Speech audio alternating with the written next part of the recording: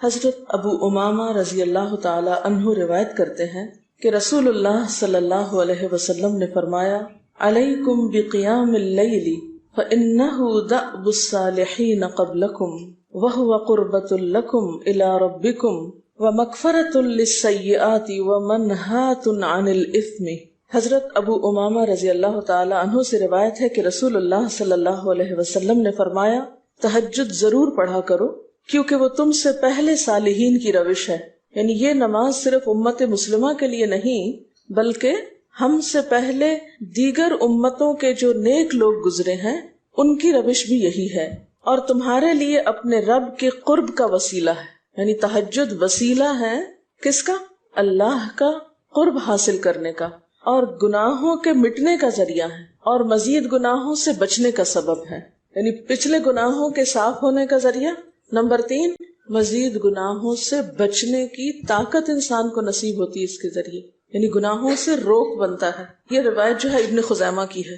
حضرت ابو ہریرہ رضی اللہ تعالی عنہ روایت کرتے ہیں کہ رسول اللہ صلی اللہ علیہ وسلم نے فرمایا، اس شخص پر اللہ کی رحمت ہو جو رات کو اٹھا، پھر نماز تہجد پڑھی، پھر اپنی بیوی کو جگایا، پھر اس نے نماز پڑھی، پھر اگر عورت غلبہ نیند کے باعث نہ جاگی تو اس کے منہ پہ پانی کے چھینٹے مارے، اور اس عورت پر بھی اللہ کی رحمت ہو جو رات کو اٹھی، نماز پڑھی، اپنے شوہر کو جگایا، پھر اس نے نماز پڑھی، پھر اگر شوہر نہ جاگا تو اس کے منہ پر پانی کے چھینٹے مارے۔ برابر کی بات ہے، دونوں کے لیے اجر بھی برابر کا ہے اور دونوں کو حق بھی برابر کا ہے جگانے کا، اور دونوں کو پانی کا چھینٹا مارنے کا بھی حق ہے، اور اس میں کسی کی بھی بے عزتی کی بات نہیں۔ یعنی عورت اگر ایسا کرے اپنے شوہر کے ساتھ تو وہ اس کی طرف سے کوئی روڈنس نہیں ہوگی، کیونکہ عام طور پر جب کسی کو نیند کی حالت میں جگایا جاتا ہے اور خصوصاً اگر اس پہ پانی پھینک دیا جائے تو وہ کیا سمجھتا ہے کہ اس کی بہت بے عزتی ہو گئی یا اس کے ساتھ بہت برا کیا گیا، اور عموماً لوگ اس وقت بہت غصے کا مظاہرہ پھر کرتے ہیں کہ کیوں جگایا جا رہا ہے۔ حضرت ابو ہریرہ رضی اللہ تعالی عنہ کہتے ہیں کہ رسول اللہ صلی اللہ علیہ وسلم فرماتے تھے، فرض نماز کے بعد سب نمازوں سے افضل تہجد کی نماز ہے۔ یعنی فرائض بہرحال افضل ہے اور نوافل میں سب سے افضل تہجد کی نماز۔ رسول اللہ صلی اللہ علیہ وسلم نے فرمایا، جب انسان سوتا ہے تو شیطان اس کے سر کی گدی پر 3 گریں لگاتا ہے اور کہتا ہے کہ رات بڑی لمبی ہے، اس کو تھپکی دیتا ہے اور کہتا ہے لمبی رات ہے، ابھی سوئے رہو، ابھی ٹائم ہے، ٹھہر کے اٹھنا، یعنی اس کو سلائے رکھتا ہے۔ اگر وہ بیدار ہو کر اللہ کا ذکر کرے، یعنی آنکھ کھلے اور اللہ کا ذکر کو شروع کر دے تو ایک گرہ کھل جاتی، شیطان کے پھندے سے انسان آزاد ہونے لگتا ہے۔ اگر وضو کرے تو دوسری گرہ کھل جاتی، اگر نماز پڑھے تو تیسری گرہ کھل جاتی، اور وہ شادمان اور پاک نفس ہو کر صبح کرتا ہے۔ یعنی جو شخص صبح نماز کے وقت پر، تہجد کے وقت یا پھر کم از کم فجر کے وقت اٹھ جاتا ہے، اللہ کا ذکر کرتے ہوئے وضو کرے اور پھر نماز پڑھ لے، سورج نکلنے سے پہلے پہلے یہ کام کر لے تو وہ ایک مطمئن شخص کی طرح اٹھتا ہے، ورنہ اس کی صبح خبیث اور سست نفس کے ساتھ ہوتی۔ عام طور پر ہم اطمینان کی تلاش میں رہتے ہیں، سکون کی تلاش میں رہتے ہیں، اور یہ سوچتے ہیں کہ ہمیں ڈپریشن ہے یا ہمارے اندر ایک غم ہے، تو ہم اس کے اسباب نہیں جانتے کہ سبب کیا ہے۔ ان کے اسباب میں سے ایک بڑا سبب شیطان کی گرفت میں ہونا ہے، اور شیطان اپنی گرفت ویسے تو دن کے وقت بھی انسان پر رکھتا ہے، لیکن خصوصاً رات کے وقت جب انسان سو جاتا ہے تو وہ نہیں چاہتا کہ سوتا ہوا اٹھے انسان، اور اگر انسان ہمت کر کے اٹھ جاتا ہے، ذکر کرتا ہے، وضو کرتا ہے اور نماز پڑھ لیتا ہے تو یہیں سے اطمینان قلب کا آغاز ہو جاتا ہے، اس کی تسلی ہو جاتی۔ رسول اللہ صلی اللہ علیہ وسلم نے فرمایا، اللہ تعالیٰ ہر رات آسمان دنیا پر نزول فرماتے ہیں، یعنی زمین سے سب سے قریبی آسمان پر۔ جب 1/3 رات باقی رہ جاتی ہے تو فرماتے ہیں، ہے کوئی جو مجھے پکارے؟ اس وقت اللہ تعالیٰ بندوں کو پکارتے ہیں، ہے کوئی جو مجھے پکارے میں اس کی دعا قبول کروں؟ ہے کوئی جو مجھ سے مانگے میں اس کو دوں؟ ہے کوئی جو مجھ سے بخشش طلب کرے تو میں اس کو بخش دوں؟ گویا یہ وقت دعا کی قبولیت کا وقت ہے، انسان جو مانگے اس کو ملتا ہے، اور خصوصی طور پر بخشش کے طلب کرنے کا وقت، جیسے قرآن پاک میں آتا ہے وَبِالْأَسْحَارِ هُمْ يَسْتَغْفِرُونَ وَبِالْأَسْحَارِ هُمْ يَسْتَغْفِرُونَ، اور سحری کے وقت وہ استغفار کرتے ہیں۔ اب ہو سکتا ہے کہ آپ کہیں کہ نہیں، ہم نے تو زندگی میں کوئی خاص گناہ کیے ہی نہیں، اس لیے ہمیں تو بخشش کی ضرورت ہی نہیں، بخشش مانگے گناہگار لوگ، ہم تو نیک لوگ ہیں، نیک کام کرتے ہیں، دن رات قرآن پڑھتے پڑھاتے ہیں، اس لیے ہماری تو ضرورت نہیں۔ نہیں، نبی صلی اللہ علیہ وسلم جن کے اگلے پچھلے سب قصور معاف کر دیے گئے تھے، وہ اتنا لمبا قیام کرتے تھے کہ ان کے قدم مبارک سوج جاتے تھے۔ حضرت مغیرہ فرماتے ہیں رسول اللہ صلی اللہ علیہ وسلم نے اتنا لمبا قیام کیا رات کو کہ آپ کے پاؤں سوج گئے۔ آپ سے سوال کیا گیا کہ آپ اتنی مشقت کیوں کرتے ہیں، اپنے آپ کو اتنا کیوں تھکاتے ہیں، حالانکہ آپ کے تو سارے گناہ معاف کر دیے گئے۔ آپ نے فرمایا کیا میں اللہ کا شکر گزار بندہ نہ بنوں؟ یعنی صرف گناہوں کی بخشش ہی نہیں بلکہ نعمتوں پر شکر بھی واجب ہے۔ جہاں ایک طرف گناہوں کی بخشش انسان کے لیے اللہ کے قرب کے راستے ہموار کرتی ہے، وہاں اللہ تعالیٰ کا شکر ادا کرنا بندے کو اللہ کا قرب عطا کرتا ہے۔ اچھا، اب پہلی سنت میں آپ کو بتاؤں گی کہ اگر آپ تہجد کے وقت اٹھے ہیں تو سب سے پہلے آپ کیا پڑھیں گے۔ حضرت عائشہ رضی اللہ تعالیٰ عنہا فرماتی ہیں کہ رسول اللہ صلی اللہ علیہ وسلم جب رات کو تہجد کے لیے اٹھتے تو یہ پڑھتے 10 بار اللہ اکبر، 10 بار الحمدللہ، 10 بار سبحان اللہ و بحمدہ، 10 بار سبحان الملک القدوس، 10 بار استغفر اللہ، 10 بار لا الہ الا اللہ، اور پھر 10 بار اللہم اعوذ بک من ضیق الدنیا و ضیق یوم القیامہ، میں تیری پناہ میں آتا ہوں دنیا کی تنگی سے اور قیامت کے دن کی تنگی سے۔ اللہم اعوذ بک من ضیق ضاد یہ قاف من ضیق الدنیا و ضیق یوم القیامہ، یہ بھی 10 بار۔ اور پھر فرماتے اللہم اغفر لی واہدنی وارزقنی وعافنی، پھر وضو کرتے اور تہجد شروع کرتے، یعنی یہ بھی وضو سے پہلے آپ پڑھ لیتے تھے۔ تو آپ کیا کر سکتے ہیں، جیسے آنکھ کھلی یا بستر پر لیٹے ہیں تو بعض اوقات ایسا ہوتا ہے نا کہ انسان سوچتا ہے اچھا ایک سائڈ پہ سو کے اتنے تھکے ہوئے ہوتے ہیں کہ آپ ایک دم نہیں اٹھ پاتے۔ حالانکہ آپ صلی اللہ علیہ وسلم کے نیند سے بیدار ہونے کا طریقہ کیا تھا کہ جب آپ اٹھتے تھے تو یکدم اٹھتے تھے، سستی کے مارے نہیں کہ کبھی ایک طرف لیٹ گئے پھر دوسری طرف سو گئے پھر دائیں طرف پھر بائیں طرف، نہیں، جب جاگنے کا وقت ہوتا تھا تو آپ فوراً اٹھ جاتے تھے۔ لیکن بسا اوقات ایسا ہوتا ہے کہ انسان تھکا ہوا ہوتا ہے، سائڈ بدل کے دوسری طرف کو ذرا لیٹتا ہے، تو یہ لیٹے لیٹے بھی آپ اذکار پڑھ سکتے ہیں، ٹھیک ہے؟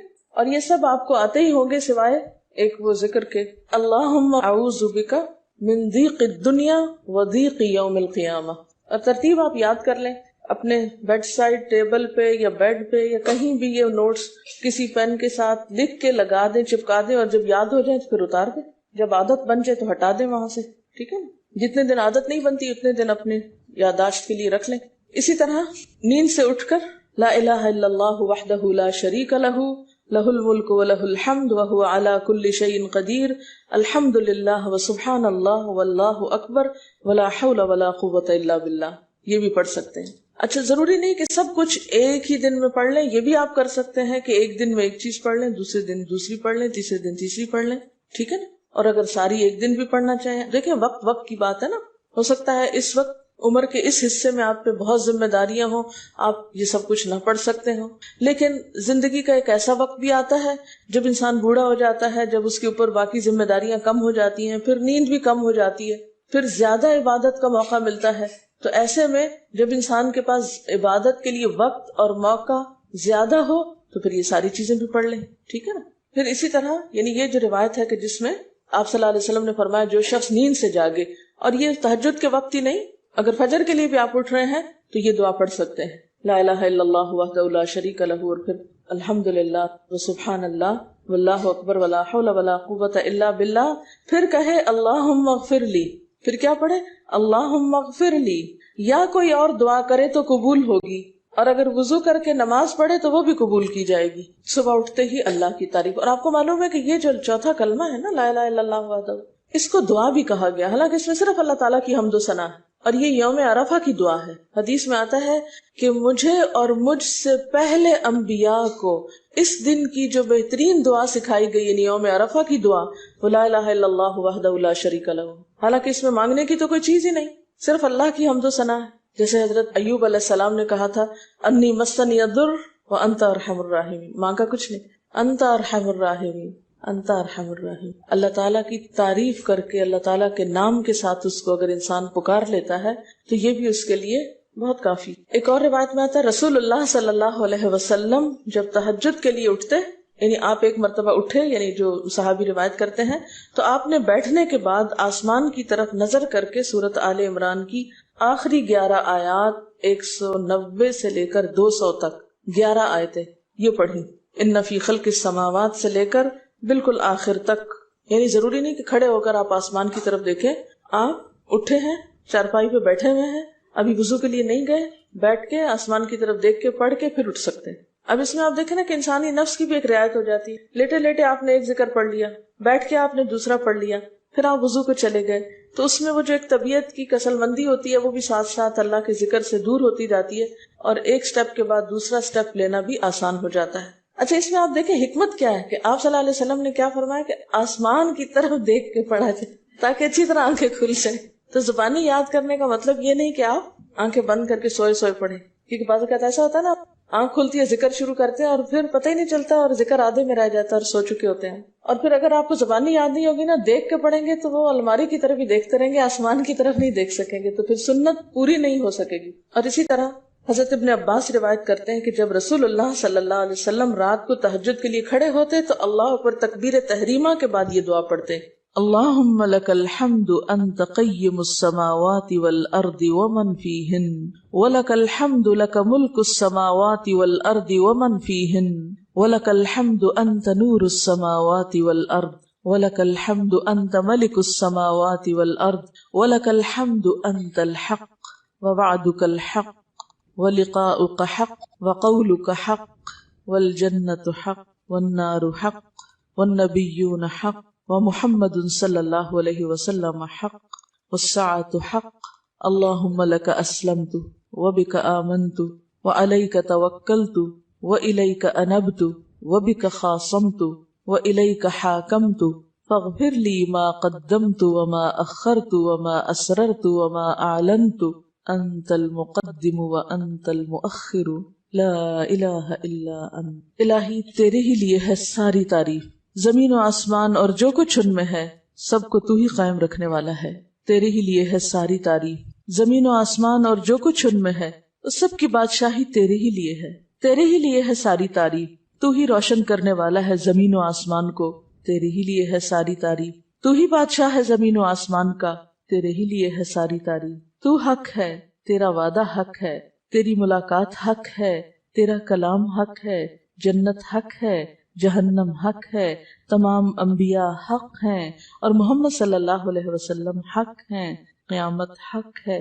الہی میں تیرے سامنے جھک گیا، میں صرف تیرے ساتھ ایمان لایا، میں نے صرف تجھی پر بھروسہ کیا، میں نے صرف تیری طرف رجوع کیا، صرف تیری ہی مدد سے دشمنوں سے جھگڑتا ہوں، میں نے صرف تجھے ہی اپنا حاکم مانا، سو تو میرے اگلے پچھلے اور ظاہر و پوشیدہ اور جنہیں تو مجھ سے زیادہ جانتا ہے سارے کے سارے گناہ معاف کر دے، تو ہی آگے کرنے والا ہے، تو ہی پیچھے ڈالنے والا ہے، تیرے سوا کوئی سچا معبود نہیں ہے۔ یہ جو دعا استفتاح ہے تہجد کے وقت کی، یہ باہر نہیں نماز کے اندر پڑھنے کی دعا ہے۔ ہم دعا مانگتے ہیں اللہم اجعلنی لک ذکارا لک شکارا، ان دعاؤں کے پڑھے بغیر ذکار کیسے بن سکتے ہیں؟ ذکار کا صیغہ تو فعال کے اوپر ہے نا، بہت زیادہ ذکر کرنے والا۔ والذاکرین اللہ کثیرا والذاکرات، تو ذاکرات کیسے بن سکتے ہیں جب تک کہ یہ دعائیں زبانی نہ آتی ہوں اور اپنے وقت پر نہ پڑھی جاتی ہیں۔ ویسے بھی ذکر بہت اچھی چیز ہے، لیکن جو مسنون ذکر ہے اور جو نبی صلی اللہ علیہ وسلم کے طریقے کے مطابق ہے، جو اطمینان قلب اور خوشی اس وقت اس کام کو اس طریقے پہ کر کے نصیب ہوتی ہے، وہ اس کے علاوہ نہیں ہوتی۔ اگرچہ اس سے خوشی ہوتی ہے لیکن اس طرح کی نہیں نصیب ہوتی، اس طرح کا اطمینان نہیں ہوتا۔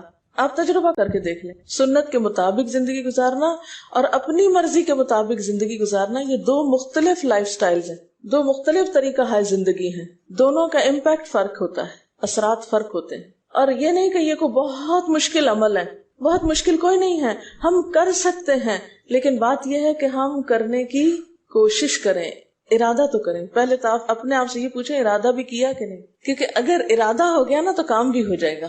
مشکل یہ ہے کہ ہم جب کوئی ایسا کام سنتے تو پھر سوچتے نہیں ہمارا تو حالات اتنے کٹھن ہیں کہ یہ عمل ہمارے لیے نہیں، ویسے بھی نفل ہے، کوئی بات نہیں، نہ بھی ہو سکا تو کیا ہے، یہی کہہ کے ہم چھوڑ دیتے ہیں چیزوں کو کہ نہیں۔ لیکن میں سمجھتی ہوں کہ جو عمر آپ بچیوں کی خاص طور پر اس وقت اس عمر کو غنیمت سمجھے اور اس میں آپ نے جو کچھ اب یاد کر لیا، عادت ڈال لی، وہ اگلی زندگی میں شدید مصروفیت کے باوجود بالکل عادت ثانیہ ہو جائے گی، ایک روٹین ہو جائے گی اور آپ کو مشکل نہیں ہوگی۔ لیکن اگر اب نہیں عادتیں ڈالی کل کو یا نئے سرے سے عادت ڈالنا بہت مشکل ہوگا. سنت مشکل نہیں ہے، صرف یہ ہے کہ ارادے، نیت اور پھر کوشش کی ضرورت ہے. کر لیں گے تو ہو بھی جائے گا، آخر کرنے والے کرتے ہیں. لیکن جب پہلے ہی سے سوچ لیتے نہیں بڑا مشکل، تو اللہ والے کرتے ہیں اور وہ تو نیک لوگوں کا کام ہے. ہم تو نہ اللہ والے ہیں اور نہ ہی نیک ہیں، تو کیوں نہیں ہے، ہو جائے. اب آپ صلی اللہ علیہ وسلم کے تہجد کی کیفیت کیا تھی؟ حضرت ابو ذر کہتے ہیں کہ رسول اللہ صلی اللہ علیہ وسلم نے تہجد میں اتنا قیام کیا کہ اس ایک آیت کو پڑھتے پڑھتے صبح کر دی. ایک آیت پڑھتے پڑھتے صبح کر دی. کون سی آیت تھی وہ؟ ان تعذبہم فانہم عبادک وان تغفر لہم فانک انت العزیز الحکیم. ایک آیت کو اتنی دفعہ پڑھا اور پڑھتے رہے اور پڑھتے رہے اور پڑھتے رہے، اسی میں صبح ہو گئی. تو طویل قیام جو ہے ضروری نہیں کہ وہ صرف کس وقت ہو، کوئی لمبی سورت پڑھ کے ہی. چھوٹی سورت بھی ہو سکتی ہے، لیکن روح کے ساتھ، شعور کے ساتھ اگر آپ دوہرا کے بھی پڑھیں. مثال کے طور پہ آپ نے کوئی سورت یاد کر لی ہے اور آپ پڑھنے کھڑے ہوئے ہیں اور آپ کو صحیح طرح آتی نہیں ہے، یا آتی ہے تو اتنی تیز نہیں آتی، بہت رٹی ہوئی نہیں ہے، تو کوئی بات نہیں. ایک ایک آیت کو 2 دفعہ 3 دفعہ بھی آپ اس کو پڑھ سکتے ہیں اور اس طرح بھی پڑھ کے لمبا کر سکتے ہیں. یعنی طویل قیام صرف زیادہ قرات سے ہی نہیں، مختلف طریقوں سے ہو سکتا ہے. یہ آیت ہے سورۃ المائدہ کی 118 نمبر آیت ہے. اگر تو انہیں عذاب دے تو وہ تیرے بندے ہیں، اور اگر تو انہیں معاف کر دے تو یقیناً تو غالب اور حکمت والا ہے. حضرت حذیفہ رضی اللہ تعالی عنہ نے نبی صلی اللہ علیہ وسلم کو تہجد پڑھتے دیکھا. وہ کہتے ہیں سورۃ فاتحہ کے بعد آپ نے سورۃ بقرہ پڑھی، پھر رکوع کیا. آپ کا رکوع آپ کے قیام کی مانند تھا. ہماری تو کمر نہ ٹوٹ جائے. کر کے تو ذرا دیکھیں. میں نے زندگی میں پہلی دفعہ رمضان میں طویل رکوع اور سجدے کا موقع ملا. اس سے پہلے تو اس طرح کا سچ پوچھے کانسیپٹ بھی کوئی نہیں تھا، کیونکہ بہت سی چیزیں جب ہم پڑھتے ہیں تو ہم کہتے ہیں ہاں یہ نبی صلی اللہ علیہ وسلم کے لیے ہے، یہ تو آپ کی شان ہے اور آپ کا مقام ہے. ہم تو عام کمزور بندے ہیں. اصل میں ہم کمزور کیوں ہیں؟ اس لیے کہ ہم نے اپنی انرجیز بیکار باتوں میں بہت لگا رکھی ہیں. بیکار غم پالے ہوئے ہیں، بیکار مشغلے ہیں، بیکار گفتگویں ہیں. انرجی تو لگتی ہے نا. آپ فضول کی باتیں سوچیں تو کیا انرجی نہیں لگے گی؟ آپ لایانی چیزوں پہ کڑنا شروع کر دیں، کیا انرجی نہیں لگے گی؟ لگے گی. تو پھر آپ کے پاس کوئی تعمیری مثبت کام کرنے کے لیے نہ وقت ہے نہ انرجی ہے. پھر اس وقت تک آپ خالی ہو چکے ہوتے ہیں. رات کو دیر تک آپ اگر فضول گپ شپ کرتے رہے تو صبح اٹھے گا کون، اور پھر صبح پڑھے گا کون، اور اگر پڑھے بھی تو کیا پڑھے اس میں. کبھی آپ نے سوچا کہ احادیث کی یہ جو کتابیں ہیں یہ ساری کی ساری صرف آپ کی گفتگو نہیں، آپ کے عمل کا بھی احاطہ کیے ہوئے ہیں، اور ٹوٹل آپ کی گفتگو یہی ہے. اور اگر ہم اپنی گفتگو کو دیکھیں اور ہماری باتوں کی کوئی کتاب تیار ہو، نبی صلی اللہ علیہ وسلم کی عظمت کو پہچانے، ہم اپنی گفتگو کا جائزہ لیں. اگر ہماری گفتگو بھی ریکارڈ ہو کر لوگوں کے پاس جانے لگے، لوگوں تک پہنچنے لگے، ہم عملی نمونہ کیوں نہیں لوگوں کے لیے؟ ہمیں دیکھ کر لوگوں کے عمل کیوں نہیں بدلتے؟ ہماری بات لوگوں پر اثر کیوں نہیں کرتی؟ کبھی سوچا ہم نے؟ صرف اپنی گفتگو کے آئینے میں ہی اپنے آپ کو پہچان لیں کہ ہم کہاں ہیں، کون ہیں، کہاں کھڑے ہیں، لوگوں کے بیچ میں کیا باتیں کرتے ہیں، لوگوں کے پیٹھ پیچھے کیا باتیں کرتے ہیں، کہاں کس حال میں کیا کر رہے ہوتے ہیں. ہر شخص اپنے آپ کو خود پہچان سکتا ہے. کیا واقعی ہم اس لائق ہیں کہ کوئی ہم سے کچھ سیکھے؟ صرف اپنی گفتگو کے آئینے میں خود کو پہچانے. بعض اوقات کتنا بیکار بولتے ہیں، کتنا بے مقصد بولتے ہیں، کتنا ضرورت سے زائد بولتے ہیں. اس کا یہ مطلب نہیں کہ مصنوعی خاموشی اپنے اوپر مسلط کر لیں، کیونکہ پھر ہم دوسری ایکسٹریم پہ نکل جاتے ہیں. لیکن بامقصد گفتگو کتنی ہے ہماری باتوں میں جو واقعی فائدہ مند ہو، تو پھر ذرا روک بھی لیا کریں نا اپنے آپ کو. اپنے ساتھ خود ہی محنت کریں گے تو بات بنے گی. سوچیں تو، احساس تو کریں. جب کریں گے تو انشاءاللہ کامیابی بھی ہوگی. لیکن پہلی بات تو یہ نا کہ ہم جو کچھ کرتے ہیں نہ اس کا حساب کرتے ہیں، نہ اس کے بارے میں سوچتے ہیں کہ ہم کر کیا رہے ہیں. ہمیں نیکی نہ کرنے کا موقع یا ہمارے نیکی نہ کرنے کا ایک سبب اور ایک بڑی وجہ ہماری انرجیز کا بیکار چیزوں میں استعمال ہونا ہے، فضول کی سیاست میں ملوث ہونا ہے. اپنی ذمہ داریوں کا ہمیں ہوش نہیں ہوتا، دوسروں کے کاموں میں مداخلت خوب سوچتی ہے. خود کیا کر رہے ہیں اس کا کچھ پتہ نہیں، دوسرے کیا کر رہے ہیں اس سے بہت دلچسپی، یا کیا نہیں کر رہے. بہت سے لوگ، بہت سی خواتین کمر درد کی شکایت کرتے ہیں، اور اس کی ایک بڑی وجہ نمبر 1 رکوع کا صحیح پوزیشن پہ نہ ہونا ہے، اور نمبر 2 اس پوزیشن پہ کوئی ایکسرسائز نہیں ہماری ہوتی. یہ بتا رہی ہے کہ کسی کی کمر میں درد تھا اور ٹھیک نہیں ہوتا تھا کسی چیز سے، تو ڈاکٹر نے ان کو یہ مشورہ کیا کہ طویل رکوع اور طویل سجدے کریں. بیسٹ ایکسرسائز ہے، کر کے تو دیکھیں. اور اس میں آپ دیکھیے کہ صحیح پوزیشن پہ لائیں، بالکل اسٹریٹ رکھیں گردن اور کمر کو. پیٹھ اور گردن ایک لائن میں آنی چاہیے. بہت سے لوگ یوں ٹیڑھی کرتے ہیں، یوں کر کے بس کرتے ہیں. یہ غلط پوزیشن ہے، اس سے تو اور بیمار ہو سکتے ہیں. کئی لوگ سر پھینک دیتے ہیں نیچے کو، یہ بھی غلط پوزیشن ہے، اس سے بھی کام خراب ہوتا ہے. اگر آپ صحیح پوزیشن پہ رکوع لمبا کریں تو یقینی طور پہ کمر درد کا علاج ہے. پٹھے مضبوط ہوتے ہیں نا کمر کے، آپ اس کو روک کے رکھے ہوتے ہیں ایک سیدھی لائن میں. 2 فیٹ کے درمیان کا فاصلہ بھی بہت معتدل رکھے، نہ تو بہت قریب رکھے اور نہ بہت کھلا رکھے، بالکل معتدل، جس میں آپ آرام سے سکون سے کھڑے ہو سکیں اور آپ کا بیلنس قائم رہے. بیلنس کو قائم کرنا بے حد ضروری. ٹھیک ہے. حضرت حذیفہ نے نبی صلی اللہ علیہ وسلم کو تہجد پڑھتے دیکھا. وہ کہتے ہیں کہ سورۃ فاتحہ کے بعد آپ نے سورۃ بقرہ پڑھی، پھر رکوع کیا. آپ کا رکوع آپ کے قیام کی مانند تھا، یعنی جتنا لمبا قیام تھا اسی طرح رکوع تھا. پھر آپ نے رکوع سے سر اٹھایا اور کھڑے ہو گئے، اور آپ کا قوما یعنی رکوع کے بعد اٹھنے کا وقت بھی کافی طویل تھا. ہم تو بعض اوقات اٹھ کے کھڑے نہیں ہوتے کہ نیچے چلے جاتے ہیں، تو وہ بھی طویل تھا. صرف 2 رکعتیں بھی آپ ایسی پڑھ لینا کافی. اگر عام دنوں میں نہ پڑھی جائے تو ویکینڈ پہ پڑھ لیں. ہمارا تو ویکینڈ پہ لمبا سونے کا پروگرام ہوتا ہے نا، تو چلے دوبارہ سو جائے، لیکن ہفتے میں 1 دفعہ کر لیں. اگر روز نہیں بھی کر سکتے 2 دفعہ کر لیں، ٹوائس اے ویک کر لیں. پھر آپ کا سجدہ آپ کے قومے کی مانند تھا، یعنی جتنا آپ کھڑے ہوئے تھے اتنا آپ پھر سجدہ کیا. آپ دونوں سجدوں کے درمیان اپنے سجدے کی مانند بیٹھے تھے، یعنی 2 سجدوں کے بیچ میں بھی آپ اتنی دیر بیٹھے جتنی دیر آپ نے سجدہ کیا تھا. پس آپ نے 4 رکعتوں میں سورۃ بقرہ، آل عمران، نساء اور المائدہ پڑھی. ہمیں اگر خود نہیں بھی آتی اور کوئی پڑھانے والا اتنی لمبی ایک دفعہ بھی تراویح کوئی پڑھا دے یا کوئی نفل پڑھا دے تو ہم دوسری دفعہ اس کے پاس نہ پڑھیں. تقریباً 7.25 پارے بنتے ہیں، جس کو ایک منزل کہا جاتا ہے. ایک دن کے تہجد میں آپ نے اتنا پڑھا. اور یہ تو قرآن کی قرات تھی، لیکن بیچ کے وقفوں میں تسبیحات اور اللہ کی تعریف اور حمد و ثنا اور ذکر، یہ آپ پر بس تھا. یہ وہی کر سکتا ہے جس کو واقعی اللہ سے حقیقی محبت ہو، صرف دعوے کی حد تک نہیں. میں کہتی ہوں چلے روزانہ نہ صحیح، ہفتے میں 1 بار، ہفتے میں نہیں، مہینے میں 1 بار، مہینے میں نہیں تو سال میں، رمضان میں، کسی موقع پر کچھ تو اللہ سے تعلق آئے، کچھ تو قرب پائیں. ہر شخص کے بس میں نہیں کہ ہر روز ایسی عبادت کرے، کیونکہ اللہ کے رسول صلی اللہ علیہ وسلم کا بہرحال مقام کچھ اور تھا. لیکن کچھ شوق، کچھ حسرت، کچھ تو دل میں ہونا ہی چاہیے، کوئی نیت، کوئی ارادہ، کوئی عزم، اور پھر اس کے لیے کوشش. تو وقت بچے گا کچھ آپ کے پاس فالتو باتوں کے لیے، فضول چیزوں کے لیے، کچھ سوچنے کے لیے، ٹینشن کے لیے بچے گا کچھ؟ سب کچھ بھاگ جائے گا، کچھ بھی نہیں بچے گا. کیونکہ ان عبادی لیس لک علیہم سلطان، میرے بندے ان پہ اے شیطان تیرا کوئی زور نہیں چلتا.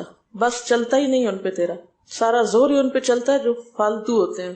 فالتو ذہن جو ہوتا ہے وہ شیطان کا گھر ہوتا ہے. حضرت حذیفہ بیان کرتے ہیں کہ میں ایک رات آپ صلی اللہ علیہ وسلم کے ساتھ نفلی نماز میں شریک ہو گیا. آپ نے سورۃ بقرہ شروع کر دی. میں نے سوچا کہ آپ 100 آیات پڑھ کر رکوع میں چلے جائیں گے، مگر آپ پڑھتے گئے. میں نے خیال کیا کہ سورۃ بقرہ کو 2 رکعتوں میں پڑھیں گے، لیکن آپ پڑھتے رہے. آپ نے سورۃ بقرہ ختم کر کے سورۃ نساء شروع کر دی، پھر ختم کر کے آل عمران پڑھنی شروع کر دی، اس کو بھی ختم کر دیا. آپ نہایت آہستگی سے پڑھتے جاتے تھے.